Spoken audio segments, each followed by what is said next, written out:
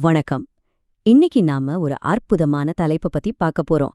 மனித மனசோட ஆழமான சிக்கல்களையும் நம்ம இயல்பையும் ரொம்ப துல்லியமா படம் பிடிச்சு காட்டும் 14ஆம் சங்கீதத்தை தான் இந்த விளக்க தொகுப்புல நாம ஆராய போறோம். இது ஏதோ பழமையான வார்த்தைகள் கிடையாதுங்க. மனிதனோட அவிசுவாசத்தின் இருந்த பக்கத்துல ஆரம்பிச்சு பிரகாசமான ஒரு நம்பிக்கையை நோக்கி நம்மை கூட்டிக்கிட்டு போற ஒரு சூப்பரான பயணம். மனிதனோட உண்மையான நிலை என்ன, அதுக்கான இறுதி தீர்வு என்ன? வாங்க உள்ள போய் பார்க்கலாம். சரி, இன்னைக்கு நம்ம பயணம் எப்படி இருக்க போகுதுன்னு சுருக்கமா சொல்லிடுறேன். மதியட்டவன்னா யாருன்னு வரையறுக்க போறோம். அப்புறம் உலகளாவிய பிரச்சனை, ஒரு ஆச்சரியமான ஒப்பீடு, தெய்வீக அடைக்கலம், கடைசியா ஒரு முடிவான நம்பிக்கை. இப்படிதான் நம்ம பயணம் அமைய போகுது. ஓகே, தயாரா? முதல் பகுதிக்குள்ள போலாம். மதிக்கெட்டவனை வரையறுத்தல்.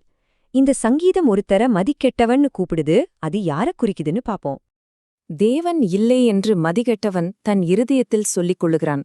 இது எவ்வளவு நேரடியான, கொஞ்சம் யோசிக்க வைக்கிற ஒரு வரி இல்லையா?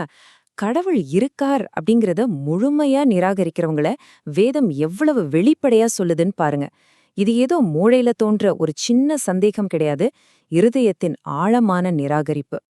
இத இன்னும் கொஞ்சம் ஆழமா பார்த்தோம்னா இவங்கள நடைமுறை நாத்திகர்கள்னு இந்த மூலக்கட்டுரை சொல்லுது.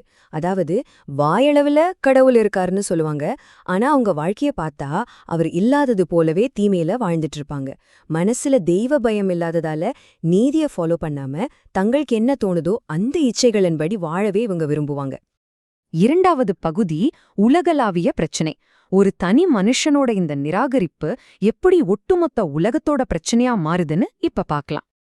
இந்த பகுப்பாய்வுல நீங்க கவனிக்க வேண்டிய சுவாரஸ்யமான விஷயம் என்னன்னா, இந்த சங்கீதத்தோட கட்டமைப்பு தான். முதல் வசனம் ஒரு தனி மனிதனை பத்தி பேசுது. அப்புறம் 2லிருந்து 4 வரையிலான வசனங்கள் ஒட்டுமொத்த மனித குலத்தோட நிலைய காட்டுது. அப்புறம் நீதிமான்களுக்கான பாதுகாப்பு, கடைசியா எதிர்கால ஆசீர்வாதம். இது ஒரு முழுமையான இறையியல் வரைபடம்னே சொல்லலாம். இப்போ இந்த ஆழமான இறையியல் கருத்தை கொஞ்சம் கவனிங்க. எல்லாரும் வழி விலகி ஒருவனாகிலும் இல்லை. நினைச்சு பாருங்க, ஒருத்தர் கூட இல்லையா. எந்த மனுஷனோ இயல்பாவே பரிசுத்தமானவன் கிடையாதுங்கிற தெளிவான உண்மையை இது முன்வைக்குது. உலகத்துல இருக்கிற எல்லாமே தேவனுக்கு முன்பாக பாவிகள் தான். ரோமர் 3:23 சொல்ற மாதிரி எல்லாருக்கும் மன்னிப்பு தேவை அப்படிங்கிற அந்த உலகளாவிய உண்மைய இது எவ்வளவு துல்லியமா சொல்லுதுன்னு பாருங்க. அடுத்ததா 3வது பகுதி ஒரு ஆச்சரியமான வேறுபாடு. விஸ்வாசிப்பவர் மற்றும் அவிஸ்வாசி. இங்கதான் ஒரு பெரிய ட்விஸ்ட் இருக்கு. யாக்கோபு 2:19 அடிப்படையா வச்சு பார்த்தா இது உண்மையிலேயே ஒரு ஷாக்கிங்கான கம்பேரிசன். மனுஷங்க பல பேர் கடவுளே இல்லைன்னு நிராகரிக்கிறாங்க, அவர் அதிகாரத்தை நம்ப மறுக்கிறாங்க. ஆனா பிசாசுகள் கடவுள் இருக்காருன்னு விசுவாசிச்சு நடுங்குதுங்களாம். மனுஷங்க அவிசுவாசத்துல இருக்கும்போது பிசாசுகள் கூட இறைவனின் இருப்பை ஏத்துக்குது அப்படிங்கிற இந்த முரண்பாடு ஒரு மிகப்பெரிய சிந்தனையை நமக்கு தருது. இத ரொம்ப சிம்பிளா ஆனா ஆழமா சொல்லணும்னா, நரகத்துல யாரும் தேவன் இல்லை என்று கூற மாட்டார்கள். பூமியில மட்டும்தாங்க நாத்திகம் சாத்தியம். அவிசுவாசத்தோட இறுதி நிலை என்னவா இருக்கும்னு எந்தவித சமரசமும் இல்லாம இந்த வரி நமக்கு நெத்தியடியா உணர்த்துது. 4வது பகுதி தெய்வீக அடைக்கலம். இருட்டிலிருந்து வெளிச்சத்துக்கு வர்ற மாதிரி மனிதனோட வீழ்ச்சியிலிருந்து இப்போ நாம தெய்வீக பாதுகாப்பு பத்தின பகுதிக்கு வந்திருக்கோம். அப்போஸ்தலர் 9:4-5 பாக்குற மாதிரி கர்த்தருடைய மக்களை எதிர்க்கிறவங்க உண்மையில நேரடியா கடவுளையே எதிர்க்கிறாங்கன்னு அர்த்தம். அக்கிரமக்காரர்கள் ஒருவேளை தேவனுடைய மக்களை எதிர்க்கலாம், ஆனா கர்த்தர் தம் மக்களுக்கு இறுதி அடைக்கலமா இருக்கும்போது அவரை எதிர்க்கிற எல்லாரும் கடைசியில கண்டிப்பா தோல்வியடைவாங்க. இது உறுதி. அதான் இங்க ரொம்ப அழகா சொல்லப்பட்டிருக்கு. ஒடுக்கப்பட்டவர்களையும் சிறுமைப்பட்டவர்களையும் அழிக்க நினைக்கிற எந்த ஒரு முயற்சியும் கண்டிப்பா ஃபெயில் ஆகிடும். ஏன்னா கடவுள் அவங்களுக்கு பாதுகாக்கும் கேடயமா நிற்கிறார். ஒரு மனுஷன் எவ்வளோ பலவீனமா இருந்தாலும் சரி, தேவன் அவனுக்கு அடைக்கலமா இருக்கும்போது அவனை அழிக்கவே முடியாதுங்கிற ஒரு உறுதியான, ஆறுதலான நம்பிக்கை நமக்கு கிடைக்குது. இப்போ நாம கடைசி பகுதிக்கு வந்துட்டோம். முடிவான நம்பிக்கையும் மறுசீரமைப்போம். இருளான அவிசுவாசத்துல தொடங்கின இந்த சங்கீதம் எப்படி ஒரு சூப்பரான நம்பிக்கையூட்டும் முடிவு அடையுதுன்னு பாப்போம். இந்த பயணம் எப்படி முடியுதுன்னு பாருங்க.